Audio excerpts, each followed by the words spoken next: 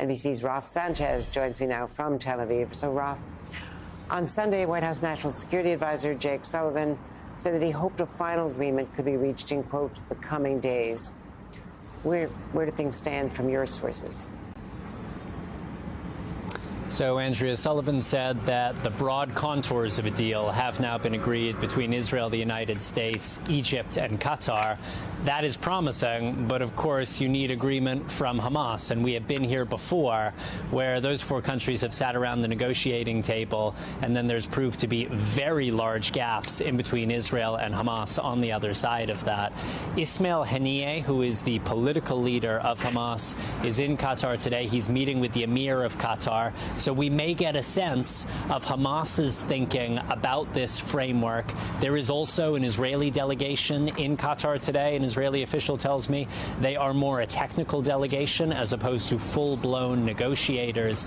But an Israeli official did say over the weekend that they feel Hamas is softening some of its demands, but there's still a long way to go before we get to a deal. Andrea. And what's the latest on Israel's plans to begin a ground invasion in Rafah?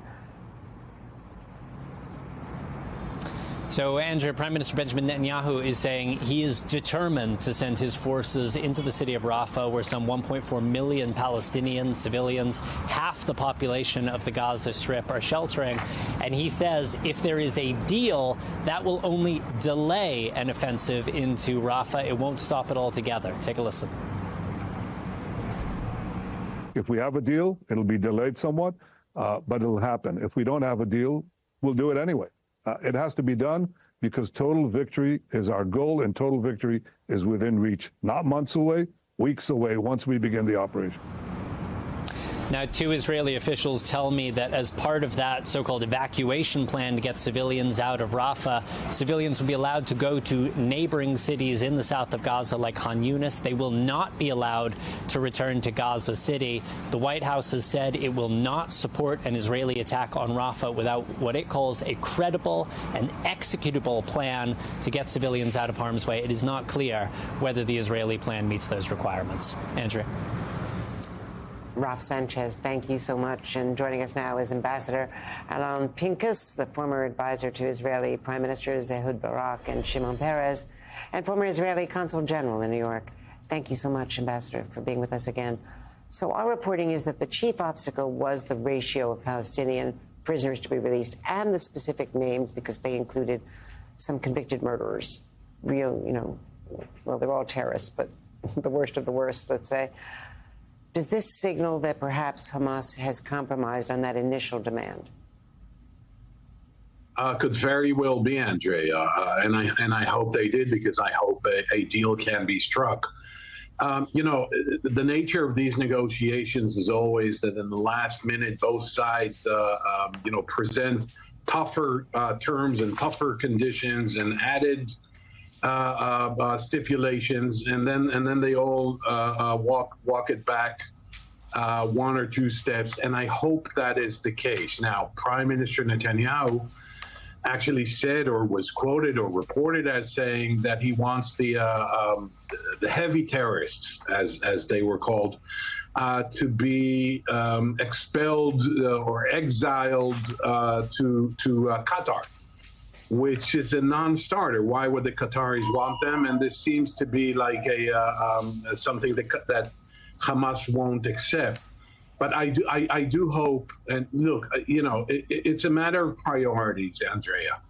Obviously, you're not releasing nice people. You're releasing terrorists to 1 degree, to 2 degrees, or to the worst degree. And the priority is it worth the lives of Israeli hostages? And the answer is unequivocally, yes, it does. The Prime Minister also was really defiant on the subject of Rafah, because the U.S. says he has not presented a plan to what to do with the 1 million people. Now, on Sunday, he met with the War Cabinet later in the day after that interview on Face the Nation, and perhaps they came up with a plan that they've delivered to the U.S., but so far, the U.S. has not been accepting of them going into Rafah without taking care of 1 million displaced people, and there was deep skepticism in Washington that was even possible. I don't think it's possible at all. I mean, the prime minister is an expert in presenting non-feasible, unfeasible plans. Such was the so-called his day after plan presented almost 5 months after the war began, just 3 days ago. And the same applies to what you just referred to, the decision to somehow invade Rafah. But we need to put it in context, Andrea. There are various kinds of incursions short of a full invasion, short of a full ground invasion, that can be conducted in Rafah. Now, the idea is, the motivation is that supposedly there are 4 fully equipped Hamas battalions in the Rafah area, what we call Rafiah. And the issue is you have 1.5 or 1.4 million Palestinians, many of which fled from the north where when Israel told them to do so. And where will they go? So a big operation will almost invariably cause thousands of deaths. And I don't know that we can reach, as he said and boasted, a total victory within weeks. That's a lot of bravado. You want to get in, you're going to have to conquer or reoccupy Rafah, and I don't think that Israel wants to do that.